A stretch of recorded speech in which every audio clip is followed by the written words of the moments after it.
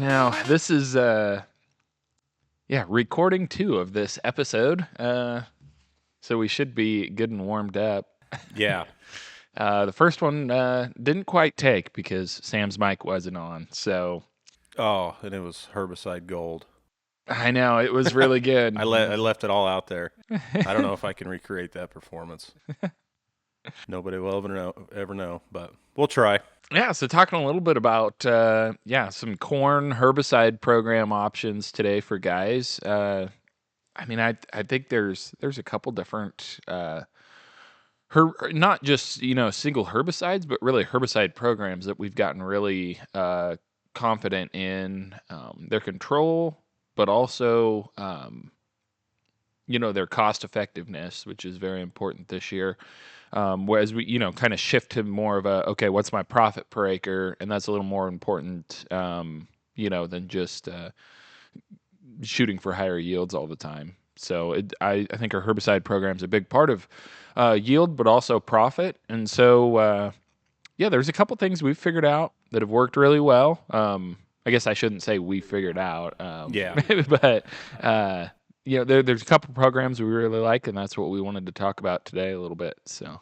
Yeah, and we've utilized some other agronomist expertise with this, so it's not technically a program that we came up with, but I mean we've tweaked some things, but we've definitely had some help putting this together from retailers and other agronomists that have seen these things work in the field and kind of putting their own blends together and trying it on some of our customers, and it's worked really well.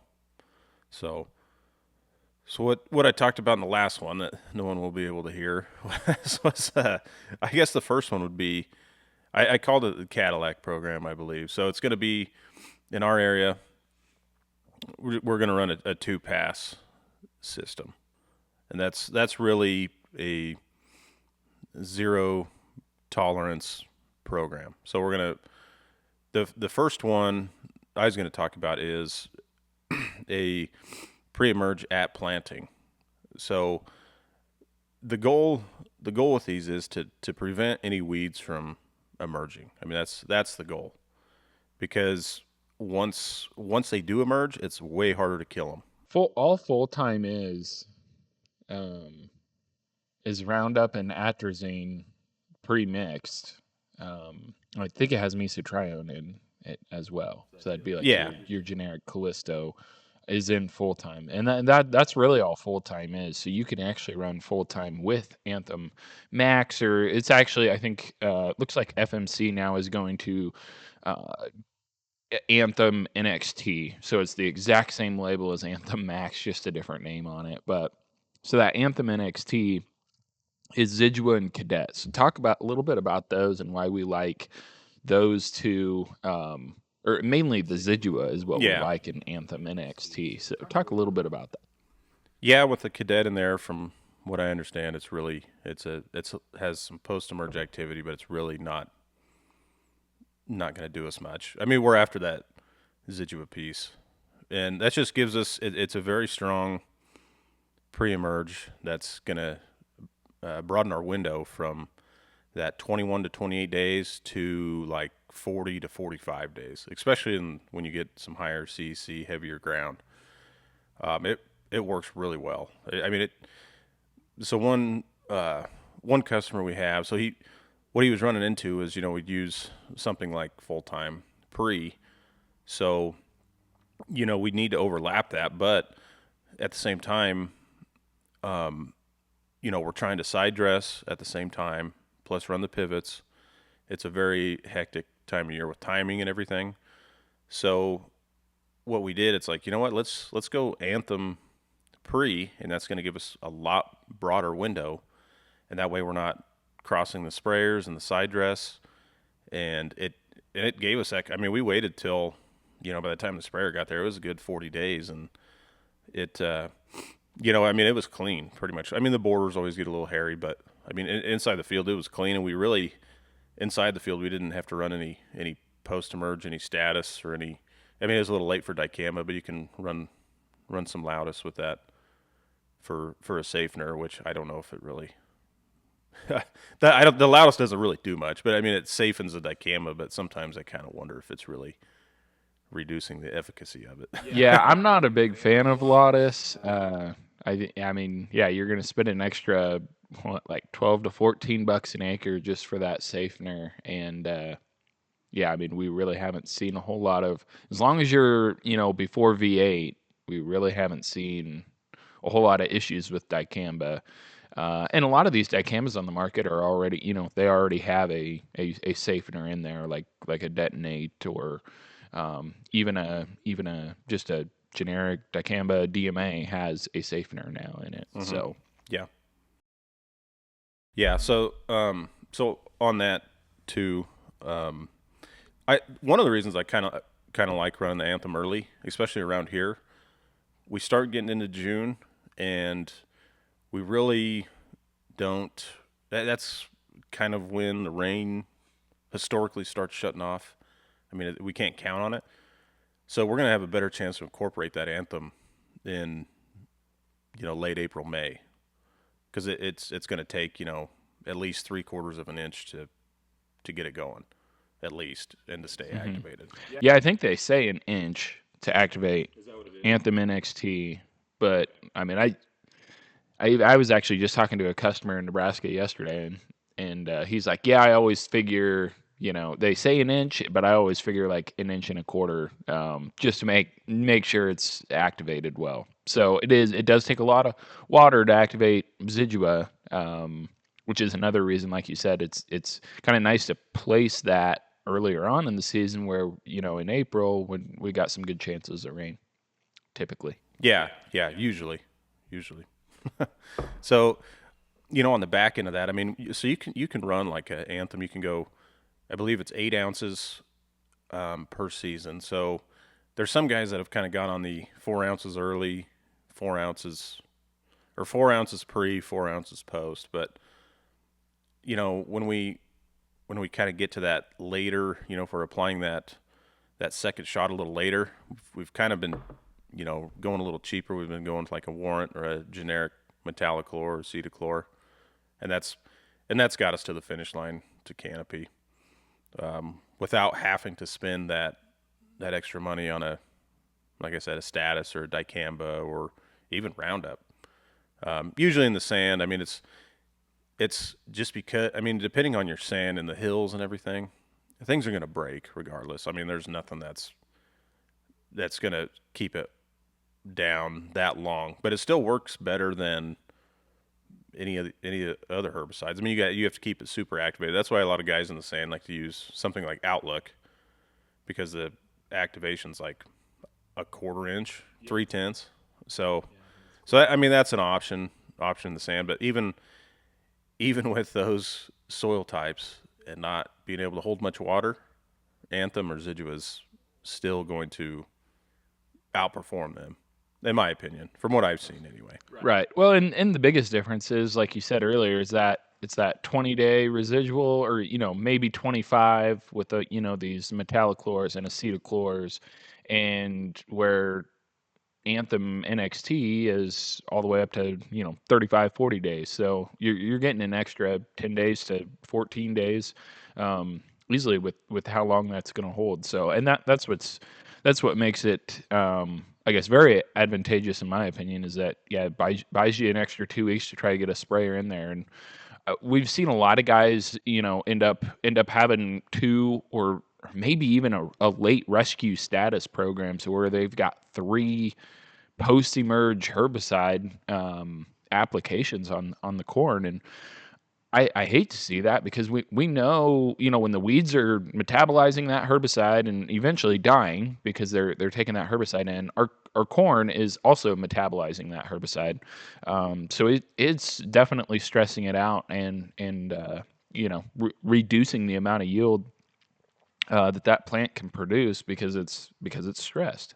And that's one of the things we really want to do. So one program that I really like, especially in if you've got like growing rye out there in March.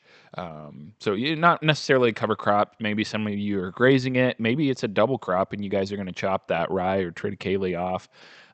But if that's the case, um, you wouldn't spray it if you're, if you're going to do double crop. But let's say you just wanted to spray that rye off, a few weeks before planting. I really like going out there, obviously with Roundup to kill the rye, but adding some Flumi at that time.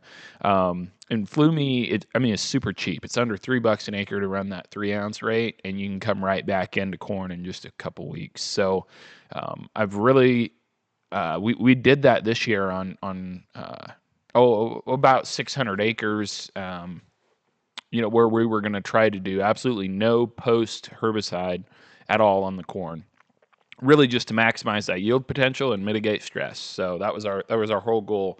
We don't want that plant to ever have to metabolize herbicide. So what we did was we went out there, that last week of March, first week of April timeframe, put on that 3 ounces of Flumi, a little bit of dicamba because there was some early kochia up with as warm as our March was this year, and then Roundup for the rye, and we had that perfectly clean. Um, in middle of April when we were getting ready to go in there and plant. We had your cover crop, which the Roundup, I was kind of surprised, was as cool as we were in April. The Roundup actually worked pretty good on that rye. It was, which is good because you want that rye to die as quick as you can out here where a lot of it's irrigation because, that rye, even after you spray it, will continue to suck a little bit of moisture out. And if you can save that water and not have to pre-water just to plant, that's a big benefit too. That is the other reason we wanted to kill the rye off in March instead of waiting, till right when we wanted to plant. It's time for a crop nutrition plan that gets more return from every drop. Starting with Pro Germinator from AgroLiquid, a complete phosphorus fertilizer product that includes nitrogen, potassium, and iron. More than 30 years of research shows that lower application rates of Pro Germinator often outperform other sources of fertilizer. With AgroLiquid's Pro Germinator, you can apply less and expect more. Find out more at agroliquid.com. All right, Okay. we're back. Okay, so yeah, there's some antagonism between, when you want to put your corn in and with that green growing rye, triticale, whatever you have. And we've seen it time and time again, whether it's, mechanical, when you're going in with any sort of tillage or with the planter, those row openers, they can't move that out of the way. Those roots are pretty strong. It's hard to, even if you're running a strip tiller, it's really hard to get a nice berm, with that, those roots. And, if you do pull them up, it kind of becomes root balls. And then, like you said, it's pulling moisture out, especially in the sand. We've seen it. Those, I guess you could call them hydrophobic conditions. It's kind of a crazy phenomenon. If you plant in some of these hills with, or even you get into north of Ray into Hagler, Nebraska, if you plant into that and you let it grow, even if it's not very big, those hills, we've seen it. It rained an inch. It took a full day to bring like an inch or an inch and a half. You go out there the next day, you're finding dry pockets in the soil. You won't find that in corn on corn, but when there's a growing crop there, it can happen. So I'm a big fan of terminating that rye before you plant. I know people say, well, it's an extra cost, and it's like, well, what's the cost of a shitty stand?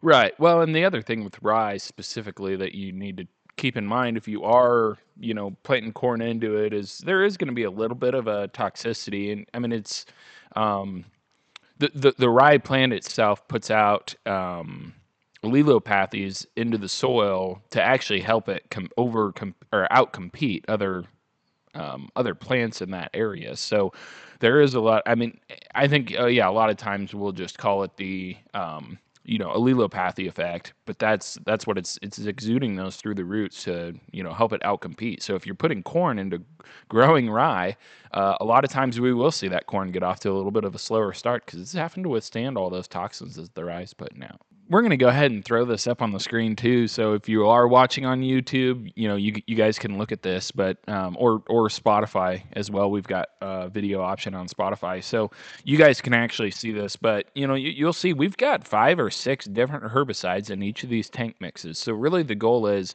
let's do it in 2 herbicide passes, and let's let's layer these residuals, not just from a timing standpoint, but also from a tank mix standpoint. Let's go ahead and put, like you said, let's pair mesotrione with atrazine, with Anthem NXT, and you even get a little bit of it, it's minimal, but a little bit with dicamba too. If you got some broadleaves up, throw 8 ounces of dicamba. Dicamba is kind of cool early on in the season. It actually works the opposite of 2,4-D, or like a lower rate of dicamba will actually, you'll have a little bit better of a kill than you will with a higher rate of dicamba until you get to that, kind of that June time frame. And then a lot of times our weeds kind of harden off a little bit just with heat and drought. And then you have to run a little higher rate. But it's super easy just to throw in, 8 ounces of dicamba. And as I said, you can do that after, on planted corn and not even stress that corn at all.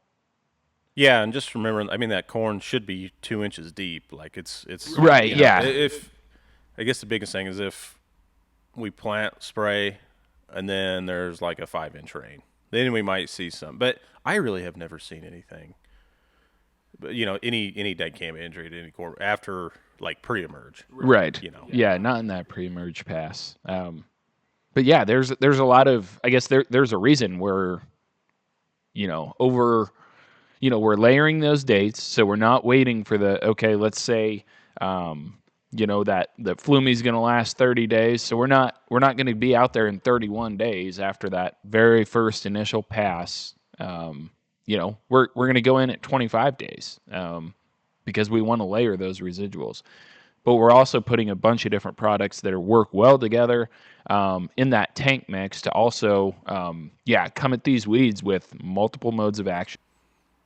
Yeah, that's a good point. I mean, we're not, that's with like the meso we were talking about, we have that activity pre. So, I mean, we're not just relying on one chemistry or one herbicide to, get the job done. Because that's where it gets you in trouble, especially, it's like, obviously the Roundup story, we've been using that for years, and it's like, oh man, now we have resistance. That's crazy.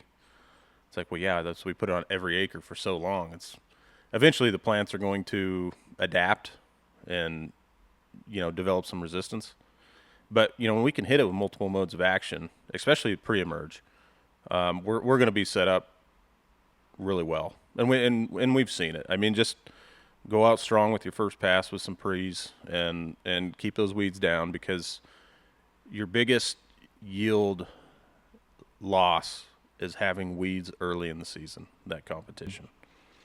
Yeah, I mean, that's a really good point. Weed size really matters, but it also matters in its relationship to the size of the corn, too.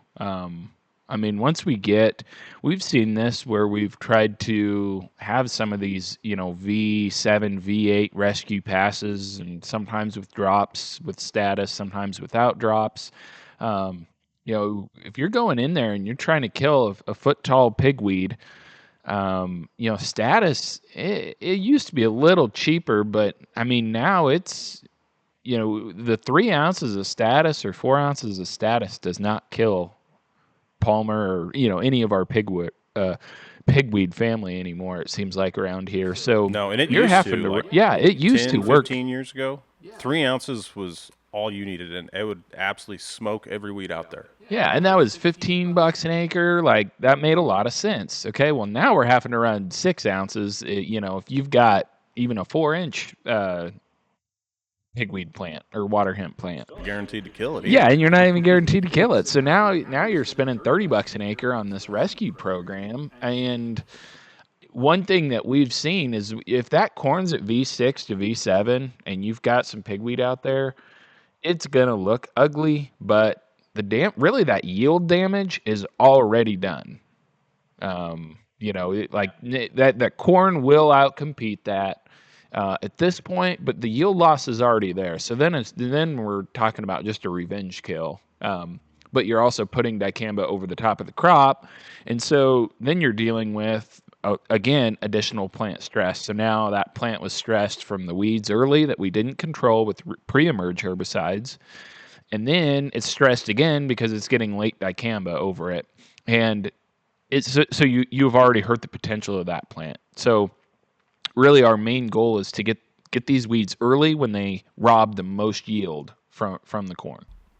Yeah, I agree. I mean, And don't like the best time to kill weeds before it comes up. yeah, yeah. Don't skip on the pre-emerge herbicides. I mean, you can't. That's we've been doing it for a while now. We've never had any train wrecks. I mean, it's. I mean, we've seen some other people have some train wrecks, and they're like you said, they're trying to go in there like V10 and a rescue app, and it should never get to that point. Next Gen Fertilizers is introducing Seedlink, the game-changing planter box product that's revolutionizing corn planter box products. Seedlink delivers uniform emergence like never before, so every seed gets the perfect start. It's packed with phosphorus, humic and fulvic acids, amino acids, and beneficial biology. And the best part, Seedlink is half the cost of most of the other competitive products, even with more in it. We're not just applying biology here, we're actually applying biology with a food source.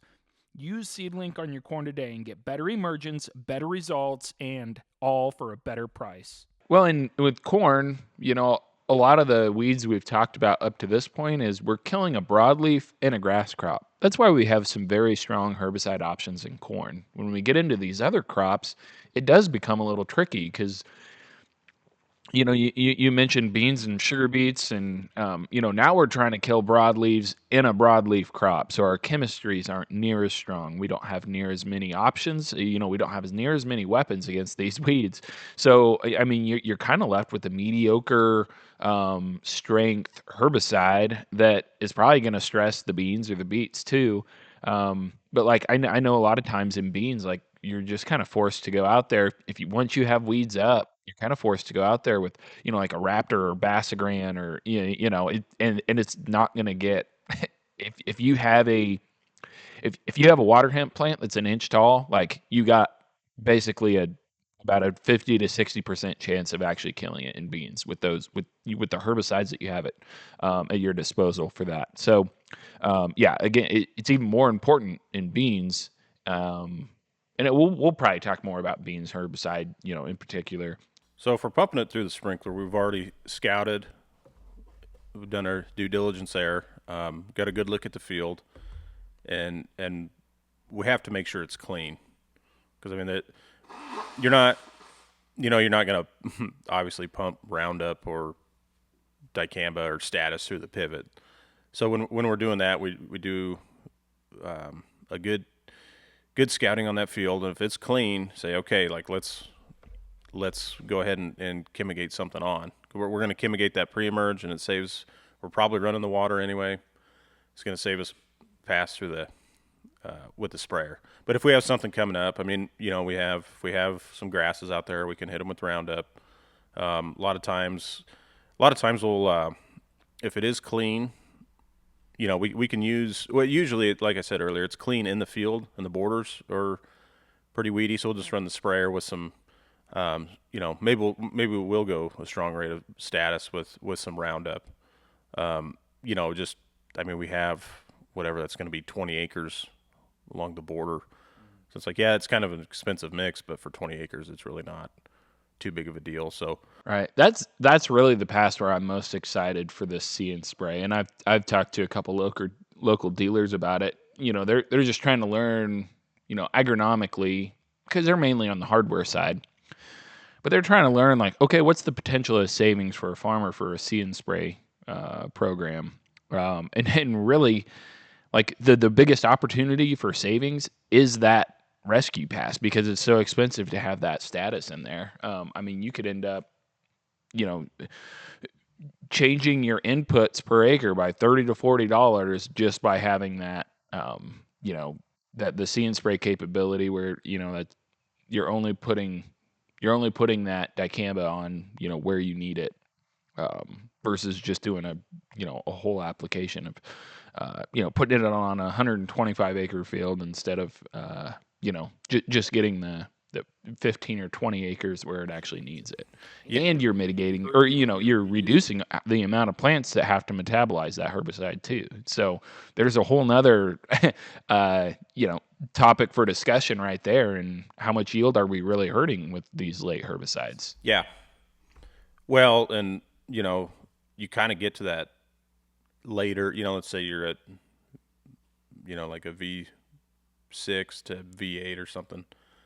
I would just rather not use dicamba. I mean, you can use the loudest like we talked about, but I mean, you're kind of probably. Please don't use loudest. Well, there goes our loudest sponsorship. Oh yeah. No, I think you have to. Everyone's going to think we're sponsored by FMC now. All the Anthem NXT talk. So, no, I'm not a fan of loudest. Like, neither am I. It's expensive, and I really have seen it work better without it in the tank. A lot of our post-emerge applications. I almost feel like, and I don't know, maybe it depends on water too. I haven't really dug into it yet, but I know, in 2 years in a row, there's a customer of ours that's been adding Lotus, and like he had worse weed control where he had the Lotus in there. And when we pulled it out, because I finally just said, well, you don't need to be spending that, $12 an acre. I would just pull it out, and we actually had a better kill. Now, is there more to the story? Yeah, probably. Like, maybe it's his water, a little higher pH. There's probably another, factor in there that's making the Lotus perform, subpar. But I guess I would rather just not have the Lotus in there. Yeah, and I kind of seen the same thing. I mean, weeds that should have smoked, it just kind of barely hurt them, and then they come right back. It's like, well, that was a waste. Yeah. Yeah, it does. I mean, it seems like it. You kind of see that, those weeds get burnt and wilted quick, but it just doesn't really seem to finish the job. No, I agree. It doesn't. I've seen the same thing. So like that, I think that V6 to V8 probably, I mean, I would just rather use status if you have to. Right. And just to clarify, like, if we're going to go out there with status, in my opinion, if V6, V8, and our pigweed's a foot tall, like, we've got to have a lot of weeds in an area to justify spraying it, because that corn, at that point, like I said earlier, the yield loss is already there. And it might not look the best, but I firmly believe you're better off just leaving it, once you get to that V8 stage, because that your corn's just going to take off and explode, and it's going to canopy, and it's going to, for the most part, maybe other than some turn rows, it's going to outcompete that pigweed. And, the combine guy might not like you in the fall for having to feed that pigweed through but really, when you look at what's my ROI on a late herbicide like that, when the corn's a foot taller than the pigweed, I think it's pretty low. I mean, you got to have a lot of weeds. Yeah. It's more about aesthetics and ease of combining. It's like, well, are you willing to give that much up? And I think some people are, or to not look at it. Yeah. Oh no, they're definitely a peace of mind you get by that. Yeah, there is. Yeah. One other program we're trying this year, so especially the prices the way they are. Tillage. Well, pretty much. So it's kind of to save some, has some cost savings. So, and it's more in higher CEC, the 12 to 15. I would not recommend this in the sand, but basically we're just running a field finisher like literally the day of planting, right before they get there. And so we're keeping that clean until we're getting to about V2, and then we're really going to come back in with this same mix. I mean, we're going to go Anthem, atrazine. We did figure out Callisto should be fine. Let's see what else. Probably some. I mean, we're going to have to make it a big mix. I mean, we're probably going to have to use some dicamba, but dicamba by V2 is fine. And it's, with that hard ground, we're going to put that Anthem in. We're at V2. That should get us enough window to get to canopy. That's one thing I heard from. Well, I guess he was on the show. Old Matt Murrow, shout out. When he said something once that was good advice, I guess, because he's like, he was talking about a customer that he had. He's talking about a herbicide program. And he said, "Well, what's your weed tolerance?" I was like, "Well, that's a good question to ask, because it's do you want zero weeds out there? It's like, if that's the case, you better go with a 2-pass, layer your pre's. Like, well, do you not mind having a weed here and there?" It's like, okay, well, maybe we can adjust some things to save you some money, but just so you know, there's probably going to be a couple escapes. But no, we're going to utilize this 1-pass program, and we did lower our tolerance for some cost savings, just with the economy the way it is, kind of trying to trim things. So we're getting ready to spray that first planted stuff, and we'll see. Make sure we have those extra dollars that we saved there to spend on a fertility program. That's right. I'm just kidding. Some of these guys are gonna have the co-op spray for them, and they end up getting decent herbicide prices, and they're all excited, and they get the bill, and there's $8 to $10 an acre on proprietary adjuvants. And so I'm not going to name any names, but I mean, it's basically everyone around here, it seems like. And next thing you know, it's $70-$80 for a pass. Yeah. You throw the application fee on top of that, and it's like, holy cow, for what we can put together here, $40. I mean, if I suppose with the application cost, you're probably running closer to 50, but for a 2-pass program, and some of those guys are pitching $70-$80 for a 1-pass.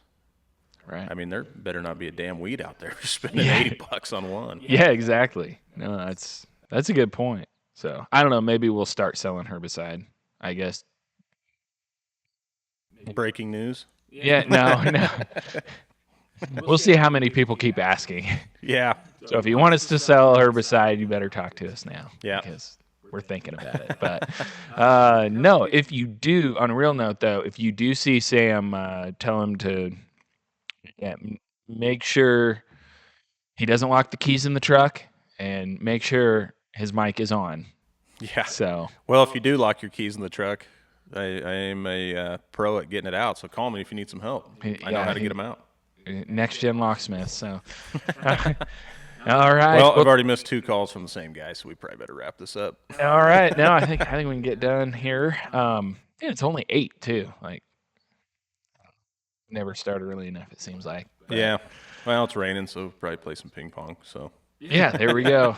There we go. All right. Well, thanks for tuning in. And as always, feel free to reach out with any questions about any of our episodes. And you can find our episodes on, all of them on our website now. And they're also on Spotify, Apple Podcast, and YouTube as well. So if you do get on Spotify or YouTube, you get a little bonus content with the videos. Not that you need to be looking at us, but sometimes we do show up, some informative slides and stuff, so that are helpful. So until next time, thanks, Sam. Yep. See ya.